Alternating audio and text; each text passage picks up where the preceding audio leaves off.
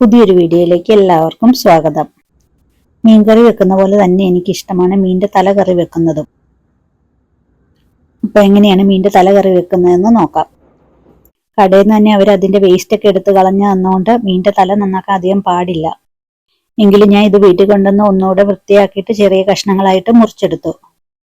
ചെറിയ കഷ്ണങ്ങളായിട്ട് മുറിച്ചിട്ട് നന്നായിട്ട് കഴുകിയെടുത്തതാണിത്.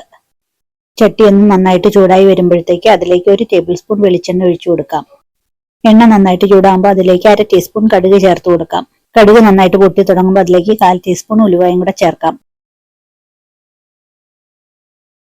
ഉലുവയും കടുക് നന്നായിട്ട് പൊട്ടി വരുമ്പോൾ അതിലേക്ക് ഒരു 5-6 വെളുത്തുള്ളി ചെറുതായി അരിഞ്ഞത്, ഒരു മീഡിയം സൈസിൽ ഇഞ്ചി ചെറുതായി അരിഞ്ഞത്, 4 പച്ചമുളക്, 1 തണ്ട് കറിവേപ്പിലയും ചേർത്തിട്ട് നന്നായിട്ടൊന്ന് വഴറ്റിയെടുക്കണം.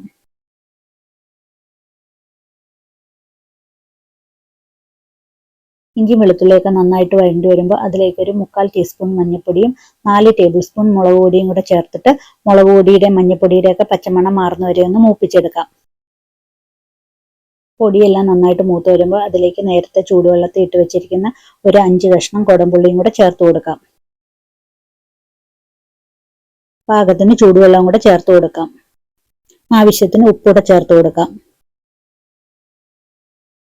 ഇതിലേക്ക് ഒരു 1/4 ടീസ്പൂൺ ഉലുവാപ്പൊടിയും കൂടെ ചേർത്ത് കൊടുക്കാം. നന്നായിട്ട് തിളയ്ക്കാനായിട്ടൊന്ന് മൂടി വെച്ച് കൊടുക്കാം.